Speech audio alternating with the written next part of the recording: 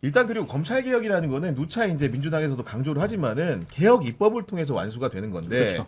지금 당 대표 선거에 나온 두 분 같은 경우에도 어제 이제 그 회의석상에 가가지고 강력한 개혁 의지를 천명을 했고 박찬대 의원 같은 경우에는 검찰 개혁은 이번 추석 밥상 전에 확실하게 끝내겠다 이렇게 말했고 정청래 의원도 박찬대 의원이 추석 밥상 때까지 한다고 했는데 저는 추석 고향 갈 때 자동차에서 듣는 뉴스에서 검찰청 폐지 소식을 들을 수 있도록 하겠다. 한 칸 더 나가서 얘기를 하시더라고요. 추석 밥상에 검찰청 폐지 이야기를 올리겠다. 네. 그게 그거 아닌가? 아, 여기는 라디오를 들으면서 가는 거고, 거기는 이제 그 밥상 머리에서 한다는 네네. 거니까, 정청래 의원 내가 더 빠르다. 이런 식의 주장을 하고 있는 거죠, 지금. 아, 그런가요? 네. 어쨌든 정기국회 때입니다. 그러니까요. 올해 네. 정기국회 네. 내에서 하겠다 이 얘기 같은데 그거는 뭐 큰 차이는 없지만은 근데 사실은 하려면 그렇게 하긴 해야 돼요. 빠르게 정광석과처럼. 예, 빠르게 해야 돼요. 그리고 지금 특검으로 많은 검사들이 이동하고 다 그쪽에 쏠려 있는데 이건 검찰 개혁하고 연결될 수밖에 없어요. 그러는 어떤 기폭제가 특검에서 이제 검찰에 대해서 조사 내지 수사를 하느냐 그렇죠. 마느냐 네. 요 문제에서 그렇죠. 그런 것도 분위기를 조성하거나 할 때. 그렇죠. 네. 거기에 네. 걸려 있는 거거든요. 근데 이건 정권에서 하라 마라 할 수 있는 것도 아니고 그렇죠. 네. 특검에서 하는 시간으로 거니까. 가는 거거든요. 네. 그래서 한다는 전제하에 이제 정치권에서 어떤 로드맵을 작성해 놓을 수도 있는 거 아닌가. 사실 저도 중요하게 보는 포인트가요. 이번에 법무부 장관 후보자라든가 민정수석, 뭐 법무부 차관 이런 사람들 인선도 굉장히 중요하지만 지금 내란 특검, 외환 특검 관련해 가지고 검찰이라든가 대통령실, 윤석열 정부의 대통령실 관계자들이 저는 많이 개입이 되어 있다라고 보거든요. 최소한 검찰 지휘부 같은 경우에는. 네. 그러니까 이런 부분에 대해서 내란 특검이 검찰에 대해서 어느 정도 칼을 겨눌 수 있느냐, 그리고 그 부분을 정확하게 도려낼 수 있느냐, 네. 요것도 검찰 개혁의 일환이라고 봅니다. 그래서 법무부 장관 후보자라든가 차관이라든가 민정수석 못지않게 지금 내란 특검이 하고 있는 이 수사에서 검찰 관련 인사들을 어느 정도 제대로 처리를 할 수 있는지도 굉장히 중요한 포인트가 된다라고 맞아요. 봐요. 예. 아니, 그런 부분들이 담보가 되려고 한다면은 네. 내란 특검에서 검찰에 대한 수사는 검찰과 좀 떨어져 있는 사람, 맞아요. 쉽게 얘기해서 민간 수사기관이라고 한다면은 경찰에서 파견 온 사람들이 주무가 돼서 해야 되는데 우리 윤석열 경찰에서 조사한다고 했더니 1시간 조사받다가 네. 못 받겠다고 해버립니다 지금. 네. 감히 경찰 따위가 나를 그러니까 네. 그 감히 경찰이나 어떻게 조사를 말이 안 되는 소리를 하고 있어. 이렇게 좀 비켜봐. 그렇죠. 이쪽으로. 지지자들이 좀 보이게 비켜봐. 근데 고모 호소로 얻어맞기 직전입니다 지금. 네. 경찰 마크 박힌 공모옷으로. 내가 매부쇼에서 그거에 물로 채워 얼려서 하라고 그래서 얼린 고모 호소로 이용. 잔인한데. 그렇죠. 아, 예, 예. 야, 생각도 못했네 그거는. 예. 그런데 요게 이래요. 사실은 최근까지도 김용현 여인영 등은 정말 제 발로 걸어 나오고 이제 사법 리스크를 벗어난다고 정말 생각을 했다. 아 믿어지지 않았구나. 네. 이걸로 끝났다. 음. 그리고 일부 진술한 거는 법적 다툼이 가능하다. 이렇게 하고 윤석열 경우에는 헌재에서는 내가 파면을 당했지만 이거는 수사가 안 된다. 개기는 게 상책이라고 보고 이 특검은 존재 자체가 불법이라고 그래요. 그래가지고 이건 불법 수사기 때문에 응할 수 없다. 네. 원래 이 논리였던 거거든요. 그러니까 나갈 필요도 없고 응할 필요도 없었는데 그러면 체포해드릴게. 우리 고모 호수 많이 얼려놨어. 우리 추가 기소할게. 그러면. 네. 이러니까 이제 비비적거리면서 나온 거거든요. 네.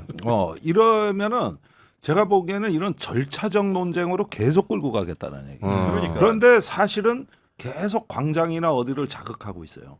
이 수사는 불법이야. 이 존재 자체가 불법이고 그다음에 나는 대통령으로서 정당한 권한 행사한 거야. 이 흐름을 계속 가져가고 싶은 거거든요. 근데 최근에 극우 광장이 거의 소멸 단계라고. 네. 이러다 보니까 점차로 이제 고립감이 이제 체감이 되기 시작하는 거 아니냐. 자기 자신의 일관성, 확신은 안 깨졌어. 그렇지만은 일단은 약간 조금 관리는 해야 되는 건가? 너무 초기에 세게 나오는 거 아닌가?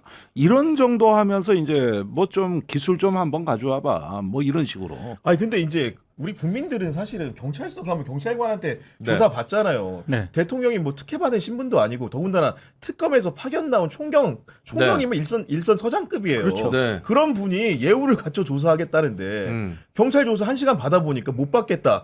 이러면서 어깃장 놓는 게 말이 되냐 이 말입니다 지금. 그러니까 저는 다른 어떤 상황이 있었던 게 아닌가 이런 생각이 드는 게 처음에 오전 조사는 정상적으로 진행이 됐고 굉장히 내란 특검에서도 나중에 브리핑을 하는데 호평을 했단 말이죠. 그 1시간 정도 이제 네. 조금 넘게 조사를 받았잖아요. 이 박창환 총경이 그 조사를 오전 조사를 주도를 맞아요. 했는데 네.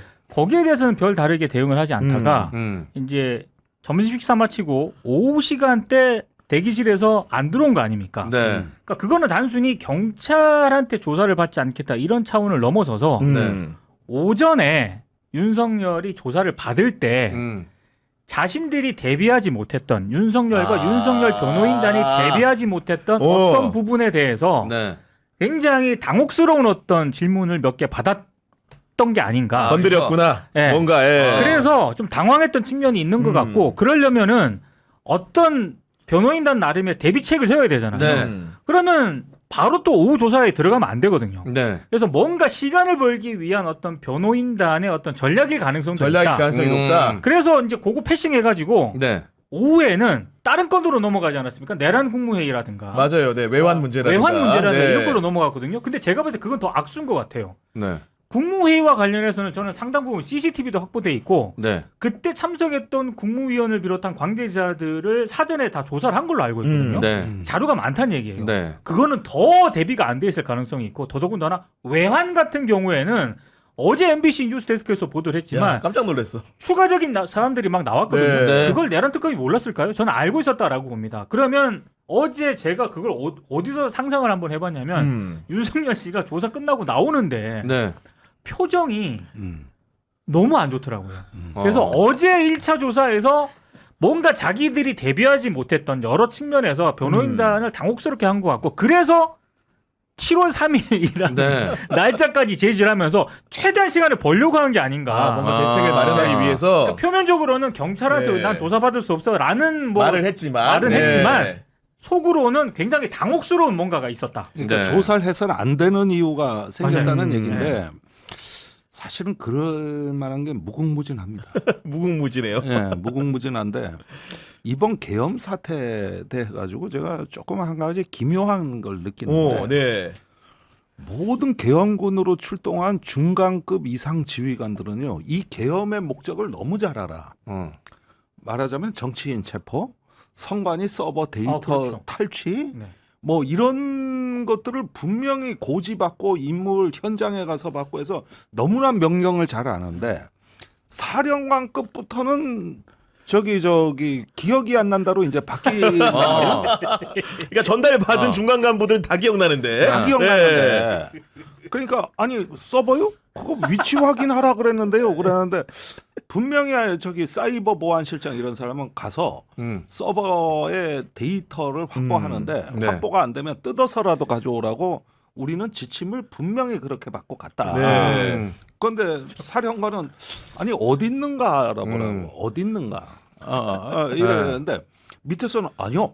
부정선거 의혹이 있어서요. 그 부정선거 의혹을 규명하려면요. 국정원이 나중에 포렌식을 할 건데요. 그러면 우리가 데이터를 가져와야 되는데 그 데이터를 가져오는 과정에서 함부로 뜯어왔다가는 우리가 조작한 게 되기 때문에 네. 그 일로 통한 네. 겁니다. 저기 그러면 우리가 나중에 조작한 걸로 뒤집어 쓰지 않을까. 너무나 상세. 완벽한 예. 이런 게 선관위, 국회 다 있어. 그랬는데 검찰이 이런 부분에 대해 가지고 위증죄를 별로 추궁한 적이 없어요. 그러니까 이게 재판과 헌법재판소에서 그렇지. 다 엉뚱한 얘기 한 거 아니야. 그러니까 그러니까 지금 뭐 예를 들어서 뭐 저기 김용현이나 노상원 이런 데다가 뭐 군사 기밀이 오고 갔네 뭐 하지만 사실은 제가 보기엔 격가지입니다. 그게 아니라 니들 전부 거짓말했어. 위증죄로 전부 다 혐의 걸고 지금부터 해 이래 버리면은 말입니다. 이거 진짜 이제부터는 심각해지거든요. 네. 그러면 한 명이 여기 위증하는 사령관이 있는데 부관, 처장, 비서실장, 현장에 간 전부가 증언을 해버리는 네. 거예요. 이게 다 남아 있더라고. 오, 그렇구나. 그러면 이게 대통령한테까지 올라가요. 아니 올라가죠 다 그게 고스란히 타고 올라가서. 도대체 대통령 네. 그 전화 통화 옆에서 들었다는 놈이 한두 놈이라야지. 아니 그쯤 되고 국무회의 같은 경우에 어제 조사한 게 결국은 국무위원들의 의견과는 다르게 심의 의결을 제대로 거치지 않았다. 직권남용을 적용할 수 있다 이렇게 가는 건데 어제 형식에서 되게 못마땅한 부분은 15시간 왔다 갔는데 고작 조사받은 시간은 5시간이라는 거 아닙니까 지금? 일단 네. 일단 대기실에서 흔히 말해서 개긴 시간이 굉장히 많았고 네. 그리고 뭐 이것저것 빼면은 솔직히 네. 실질적으로 오전에도 1시간 조금 넘었다라고 네. 하거든요. 근데 네. 오후 시간은 4시 넘어서까지 거의 5시 가까이 돼서까지도 조사를 제대로 못했고 그 뒤에 잠깐 했다는 거거든요. 네. 그러면은 언론 보도라든가 이런 걸 보면은 기본적인 사실관계 정도만 이렇게 질의응답하는 그런 수준이었고 그 상황에서도 저는 몇 가지 핵심적인 질문을 던졌다라고 봐요. 그러니까 저렇게 변호인단이 좀 그렇겠지. 제가 봤을 때 네. 나온 것 같은데 그러면 지연작전이라고밖에 해석이 안 되는 거죠. 이 내란 특검의 수사를 네. 최대한 지연시키겠다. 네. 왜냐하면 내란 특검은 시간이 한정돼 있잖아요. 그리고 150일로. 네. 그리고 불러서 수사할 거 너무 많습니다. 네. 광범위하기 때문에 그렇기 때문에 최대한 지연작전인데 이것 자체가 제가 봤을 때는 이제 안 먹혀요. 안 왜냐면 먹히죠. 조은석 특검이 네. 실제로 뭔가를 경고용으로만 하는 사람은 아닌 것 같아요. 아니 네. 그러니까 바로 나 또 나오라잖아 지금. 바로 지금 네. 그 허위사실 유포 이런 거 수사하는 것과 관련해서 변호인단도 수사할 수 수사 있다라고 방해다. 예. 엄포만 한 게 아니라 네. 경찰한테 수사 인력 3명 파견을 요청을 하잖아요. 전담으로 네. 시키겠다. 전담으로 예. 네. 실제로 하겠다는 거거든요. 그러니까. 네. 원래 가게 처음 오픈하면 마진율이 좀 떨어져요. 네. 처음에는 좀 이렇게 마진율이 좀 떨어져. 좀 익숙해지고 이러면 그렇죠. 이제 슬슬 제가 고깃집 해봐서 알거든요. 이제 익숙해지면 이렇게 슥 올라갑니다. 이제. 그래요. 손님도 자주 상대해봐야 이제 네. 요령이 생기고 네. 그렇죠. 그런 거지. 그런데 제가 보기에는 그래요. 이 중요 가담자나 지금 심지어 보석된 사람들까지도 전부 위증죄로 일단은 법 적용하는 게 전 가장 본질이라고 봅니다. 또 실제로 가장 무섭습니다. 이게. 구속의 지름길이죠 그게. 예. 그렇습니다. 가장 무서워요. 다른 거는 뭐 다툼의 여지가 있다 하더라도 이건 명백하게. 예. 그렇죠. 이런 식으로 해가지고 대통령부터 사령관들에 이르기까지 그동안 수사기관을 가지고 농락하면서 법원에 가서 허위 진술한 것들 네. 이것만 모으면 그냥 다 쌓인다고. 이걸 갖고 그냥 쭉 그렇죠. 책임을 묻는 방식으로 게다가 가는 게 국민 다 보는 헌재에서도 위증한 맞아요. 거 아닙니까 그게. 굳이 네. 따지면은 법원뿐만이 아니고 그렇잖아요. 네. 아니 심지어는 위증을 하다가 말이 안 맞아가지고 수방사령관은 체포자를 분명히 들었다. 대통령한테서. 네. 김용현한테서도 체포라는 용어가 나왔다. 이렇게 증언을 해버렸어요. 아 근데 이제 그러고 나서 이제 네. 헌법재판소 가서 다른 말을 하려니 힘든 거예요. 그때 헌법재판소가 검찰의 진술서를 증거 채택을 한 거예요. 그러니까 윤석열 쪽에서 팔팔 뛴 거지. 그렇지. 이거 증거 채택하면 이거 안 되는데 안 되는데 이렇게 된 겁니다. 그러니까 지금 딱 보면은 그게 증거로 채택된 전례가 있기 때문에 거기에만 입각해도 한 1인당 10건씩 그 위증죄 걸 수 있어요. 야. 10건씩.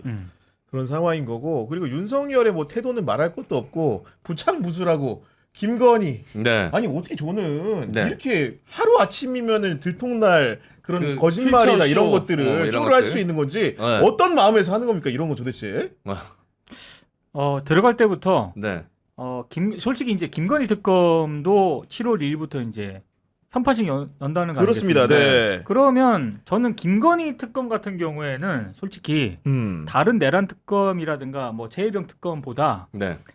수사가 진척이 돼 있는 게 굉장히 많다고 네. 보거든요. 아니, 도이치모터스만 하더라도 공범은 지금 다 지금 뭐 그렇죠. 재판받고 네. 있잖아요. 그러니까 도이치모터스만 놓고 보더라도 그건 이제 김건희만 부르면 되는 거예요. 네. 그렇기 때문에 김건희 입장에서는 저는 거의 공포에 가깝지 않을까. 왜냐하면 일단 김건희 특검에 불려가면 한 번이나 두 번 정도 조사받고 바로 구속될 수도 있다라고 저는 보거든요. 네. 그 정도로 만반의 준비를 하고 있다라고 보기 때문에 네. 그래서 그런 쇼를 하는 게 아닌가 싶어요. 그렇지. 그리고 다 이게 되게 수법들이 보면 신박한 수법을 쓴 범죄들은 아니잖아요. 주가 조작은 다 그 패턴이라는 게 그렇죠. 있고 네. 그 안에서 이제 김건희만 끼워 넣으면 되는 사안들이잖아요. 다 보면. 그리고 좀 뭐라 그럴까 국민들의 눈을 속이기 위한 쇼를 한 것 치고는 네. 너무 좀 구린 방식을 택했다. 야. 마스크 쓰고 휠체어는 네. 이미 너무 낡아. 수년 전에 폐기된 너무 낡아. 요즘 재벌들도 잘하지 않는 어. 그게 누구냐면 한보 사태 때. 그때가 시작이었어요? 그러나 한보 사태 때 수법이다. 정말 한복까지 가는군요. 그게 YS 때 아니에요, YS 때. YS 때. 그 원조라고 원조. 맞아요.